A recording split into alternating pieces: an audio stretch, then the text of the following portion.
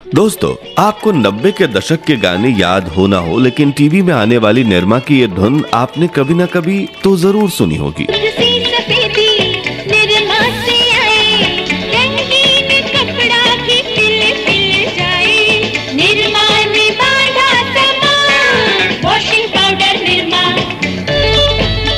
साल 1969 गुजरात में 24 साल के करसन भाई पटेल साइकिल पर गांव-गांव के घर घर जाकर अपना पीला डिटर्जेंट पाउडर बेचते थे। नाम था निरमा वॉशिंग पाउडर, जो 90 के दशक आते आते इतना मशहूर हो गया कि भारत के हर 100 में से 60 घरों में कपड़े धोने के लिए सिर्फ निरमा का ही इस्तेमाल होता था, यानी 60% मार्केट शेयर और हजारों करोड़ का व्यापार। निरमा के टीवी विज्ञापनों में जब संगीता बिजलानी, हेमा मालिनी, सोलानी बिंद्रे, श्रीदेवी और रीना रॉय जैसी खूबसूरत अभिनेत्रियां अपनी अदाओं का जलवा बिखेरती दिखीं, तब देश की हर हाउसवाइफ उनसे कनेक्ट करने लगी।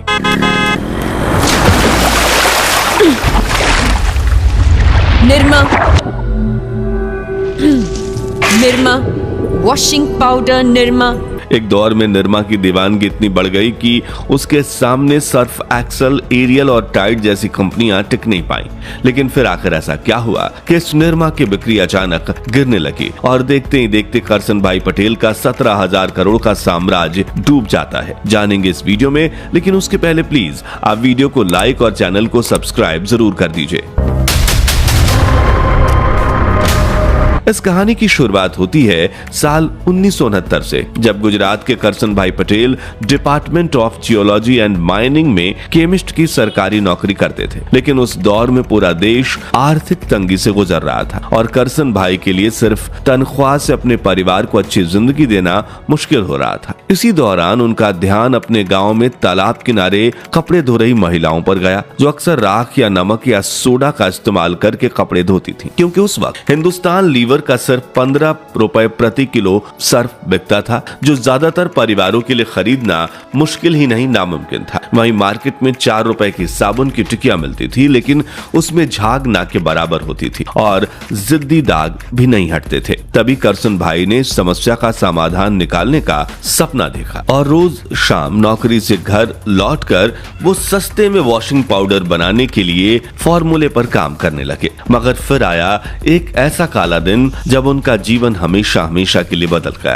दरअसल उसी साल एक दिन जब करसन भाई की बेटी निरुपमा स्कूल से लौट रही थी, तभी एक गाड़ी ने उन्हें टक्कर मार दी और निरुपमा की मौके पर ही मौत हो गई। अपनी लाडली बेटी निरुपमा की मौत का करसन भाई पटेल पर काफी गहरा असर पड़ा था, इसलिए उन्होंने अपनी बेटी के नाम हमेशा के लिए अमर बनाने का फैसला किया, जिसे न सिर्फ भारत बल्कि पूरी दुनिया में याद किया जाएगा। इसलिए करसन भाई पटेल ने वॉशिंग पाउडर बनाने के लिए मेहनत तेज कर दी और कई बार फेल हुए, मगर कुछ ही दिनों में एक ऐसा डिटर्जेंट बनकर तैयार किया जो जिद्दी से जिद्दी दाग को चुटकियों में गायब कर दे। और तो और वो पाउडर फॉस्फेट फ्री था, यानी हाथों के लिए भी बिल्कुल सुरक्षित। जिसके बाद करसन भाई ने अपने इस वॉशिंग पाउडर को निरमा का नाम दिया, क्योंकि वो अपनी बेटी निरुपमा को प्यार से निरमा कहकर बुलाते थे। अब बारी थी इसे बेचने की, तो शुरुआत में दुकानदारों को यकीन नहीं होता था कि इतना सस्ता पाउडर सच में कपड़े साफ कर सकता है। इसलिए किसी रिटेलर ने निरमा वॉशिंग पाउडर खरीदने में दिलचस्पी नहीं दिखाई। मगर ये करसन भाई की जिद कहो,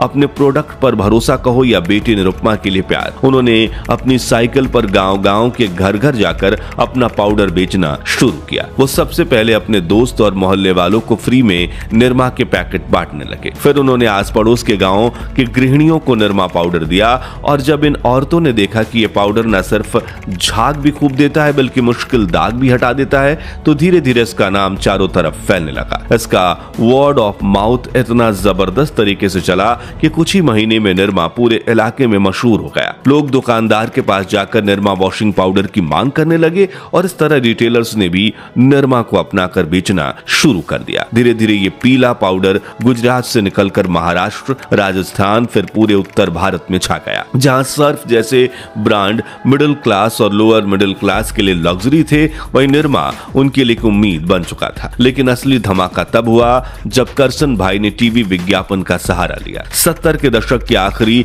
और 80s की शुरुआत में हर घर के ब्लैक एंड व्हाइट टीवी पर वो जिंगल गूंजने लगा, वॉशिंग पाउडर निरमा। सफेद फ्रॉक पहने एक मासूम सी लड़की घूमती फिरती नजर आती थी और ये इमेज हर भारतीय परिवार के दिल में बस गई। ये लड़की दरअसल उनकी बेटी निरुपमा का ही सिंबल थी, जो अब हमेशा हमेशा के लिए हर घर में जिंदा रहने वाली थी।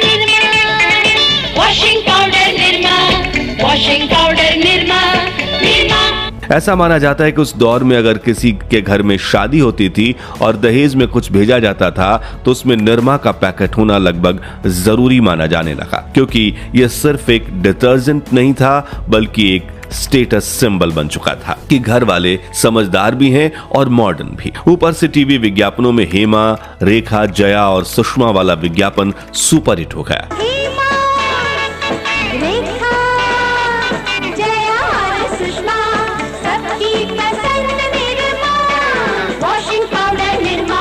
अस्सी का दशक आते आते निरमा ने अपने साम्राज्य को और भी बढ़ाया। अब सिर्फ पाउडर ही नहीं बल्कि निरमा साबुन के बाद निरमा ब्यूटी सोप भी मार्केट में उतर गए। मान गए किसे? आपकी पार की नजर और निरमा सुपर दोनों को। अब निरमा सुपर, धुलाई का सुपर दाम फिर भी कम। हर जगह वो साथ गुनगुनाने को मजबूर करने वाले मजेदार जिंगल्स, बॉलीवुड की खूबसूरत अभिनेत्रियों की अदाएं और निरमा की सफेदी छाने लगी। हेमा मालिनी, श्रीदेवी, रीना रॉय, सोनी राजदान और बाद में सोनाली बेंद्रे तक सभी निरमा की चमक दिखाते नजर आए। परी तुम जाने जहां, तुम सबसे हंसी, तुम सबसे जवान।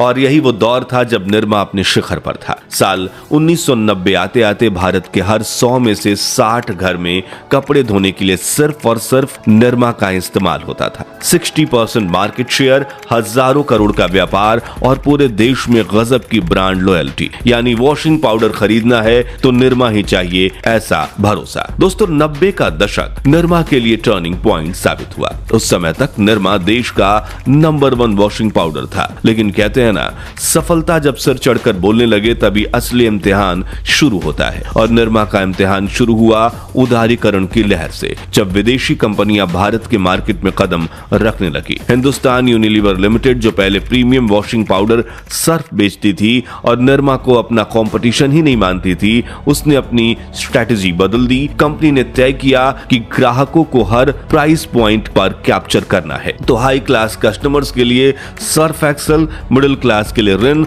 और लो इनकम फैमिलीज के लिए व्हील लॉन्च किया गया।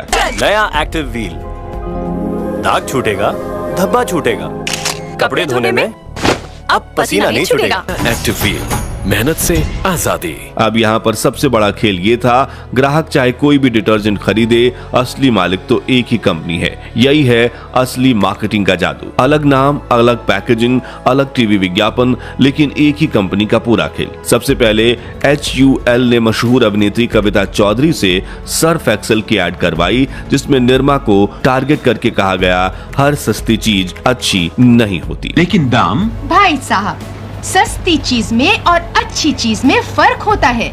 सर्फ के फायदे भी तो देखिए, सबसे सफेद धुलाई और कपड़े सही सलामत। इसलिए सर्फ की खरीदारी में ही समझदारी है। जिसके बाद कंपनी ने मिडिल क्लास परिवारों के लिए नया व्हील डिटर्जेंट पाउडर लॉन्च किया और निरमा के सामने बहुत ही स्मार्ट तरीके से पोजीशन किया। विज्ञापनों में बताया गया कि व्हील जेंटल है, त्वचा के लिए सुरक्षित है, जबकि लोगों के दिमाग में धीरे धीरे बिठा दिया गया कि निरमा हाथों की त्वचा को सूखी और बेजान बना देता है, और कीमत वही निरमा जितनी। इसलिए काफी ग्राहक निरमा की जगह व्हील चुनने लगे। लेकिन फॉरेन कंपनीज यही नहीं रुकी। प्रॉक्टर एंड गैम्बल, P&G ने एरियल और टाइड उतार दिए। नाम अलग अलग, पैकेजिंग अलग अलग, कैंपेन भी अलग अलग, लेकिन मालिक एक ही। यानी ग्राहक को लग रहा था कि उसके पास कई ऑप्शंस हैं, लेकिन प्रॉफिट एक ही कंपनी की जेब में जा रहा था। हालांकि ये सब हो रहा था प्रीमियम और मिडिल सेगमेंट में। अब सोचिए, देश की ज्यादातर जनता यानी गरीब और लोअर मिडिल क्लास वाले बड़े वॉशिंग पाउडर मार्केट में क्या हो रहा होगा। तो उसी मार्केट में उतरने के लिए 1987 में कानपुर की RSPL ग्रुप ने लॉन्च किया घड़ी डिटर्जेंट। हम बनाए कुछ बेहतर और बेहतर। ज्यादा घड़ी, डिटर्जेंट पाउडर और केक। इस्तेमाल करें फिर विश्वास करें। इसका नारा सीधा था, सस्ता भी अच्छा भी, कीमत निरमा से भी कम, और डिस्ट्रीब्यूशन नेटवर्क इतना मजबूत कि गांव-गांव में इसकी पकड़ बनने लगी। तो ऊपर से एरियल, सर्फ एक्सेल और रिन, नीचे व्हील और घड़ी, और बीच में निरमा फंस गया। अब करसन भाई पटेल ने हाथ पर हाथ रखकर हार नहीं मानी, बल्कि उन्होंने सोचा प्रीमियम मार्केट में उतरने के लिए नया प्रोडक्ट लॉन्च किया जाए, और इस तरह आया निरमा सुपर ब्लू। शुरुआत में 2 साल तक ये प्रोडक्ट चला भी, लेकिन कस्टमर्स के दिमाग में निरमा यानी सस्ता डिटर्जेंट वाली छवि मिट नहीं पाई। सुपर ब्लू भी लोगों को वही पुरानी पहचान वाला निरमा लगा। यही कॉम्पिटिटर्स ने गेम पलट दिया। उन्होंने विज्ञापन पर पानी की तरह पैसा बहाया। सर्फ एक्सेल का कैंपेन दाग अच्छे हैं एकदम अलग, इमोशनल और फ्रेश था। सारी बोल रहे। दाग लगने से अगर कुछ अच्छा होता है तो दाग अच्छे हैं ना। सर्फ एक्सेल, दाग अच्छे हैं। एरियल विज्ञापन पर आधारित मुश्किल से मुश्किल दाग निकालने वाला विज्ञापन ले आया, और टाइड ने मॉडर्न फैमिलीज की चॉइस बनकर खुद को पेश किया। अरे पूरी मेहनत नहीं लगाऊंगी तो सफेदी कैसे पाऊंगी? वही तो। शॉक गई चमेली एंड फ्रेंड्स। पेश है best ever Tide plus orange rings के साथ, जो दे आधी मेहनत में शानदार सफेदी। शानदार व्हाइट हो तो टाइड हो। उधर निरमा वही पुराने जिंगल, वही सालों पुरानी पैकेजिंग और वही पुरानी टेक्नोलॉजी लेकर ग्राहकों को बोरियत महसूस करवाने लगा था। कस्टमर्स के लिए निरमा अब एक मॉडर्न नहीं बल्कि पुराना और आउटडेटेड लगने लगा। यही निरमा की सबसे बड़ी गलती थी, लेकिन सालों पुराना भरोसा इतना जल्दी टूट जाए वो भी मुमकिन नहीं। तो और गलतियां आखिर हुई कहां, चलिए जानते हैं। निरमा के डाउनफॉल का दूसरा बड़ा कारण था करसन भाई पटेल का ध्यान डिटर्जेंट बिजनेस से हट जाना। दरअसल 90 के दशक के अंत तक निरमा ने कई बिजनेसेस में हाथ डाल दिया। सीमेंट, टॉयलेटरीज, टूथपेस्ट, शैम्पू, यहाँ तक कि फर्टिलाइजर तक। एजुकेशन सेक्टर में निरमा यूनिवर्सिटी और कई इंस्टीट्यूशंस भी शुरू कर दिए गए। यानी निरमा का साम्राज्य तो बढ़ता गया, लेकिन मुख्य व्यापार यानी डिटर्जेंट का फोकस खोता चला गया। नतीजा ये हुआ कि प्रतिद्वंदियों ने उसी जगह चोट की जहां से निरमा की पहचान बनी थी। व्हील ने लो इनकम मार्केट पर कब्जा कर लिया, घड़ी ने रूरल इंडिया पर, और एरियल, सर्फ एक्सेल और टाइड ने प्रीमियम सेगमेंट पूरी तरह से छीन लिए। इसके अलावा निरमा के विज्ञापन जो उसकी पहचान थे वो भी समय के साथ फीके पड़ने लगे। जहां बॉलीवुड की अभिनेत्रियां निरमा का विज्ञापन करती थीं, दिमाग में फिट हो जाने वाले जिंगल बनते थे, वहीं कुछ नया करने के चक्कर में निरमा ने ऋतिक रोशन के साथ विज्ञापन बनाया। अब सुनने में तो ये काफी दिलचस्प लगता है कि फिल्म इंडस्ट्री का सबसे हिट एक्टर नाचते हुए अपने कपड़े धोए, लेकिन इस विज्ञापन से वॉशिंग पाउडर का सबसे ज्यादा इस्तेमाल करने वाली भारतीय महिलाएं कनेक्ट नहीं कर पाई, और धीरे धीरे निरमा की एड्स टीवी से गायब होने लगी। निरमा एडवांस, नए जमाने के जिद्दी दागों के लिए निरमा एडवांस। इस तरह साल 2010 आते आते निरमा मार्केट शेयर 60% से गिरकर आधे से भी कम हो गया, और 2019 में ये सिर्फ 6% ही रह गया। इस तरह एक समय पर 17,000 करोड़ का साम्राज्य बना चुका निरमा डूब गया। हालांकि आज भी निरमा ग्रुप एक बहुत बड़ा साम्राज्य है, लेकिन उस मुकाम पर नहीं जहां वो पहले था। तो दोस्तों, क्या 90 के दशक में आपके घर में भी निरमा वॉशिंग पाउडर का बोलबाला था? और आज आप कौन सी ब्रांड का वॉशिंग पाउडर इस्तेमाल करते हैं? कमेंट्स में बताइए। अगर आपको आसान शब्दों में बताई गई और समझाई गई ये बिजनेस केस स्टडी पसंद आई तो वीडियो को लाइक और शेयर करके 9,999 लाइक जरूर करवा दीजिए, और ऐसे दिलचस्प वीडियोस के लिए हमारे चैनल को सब्सक्राइब करके पास वाली घंटी जरूर बजा दीजिए। जय हिंद, जय भारत।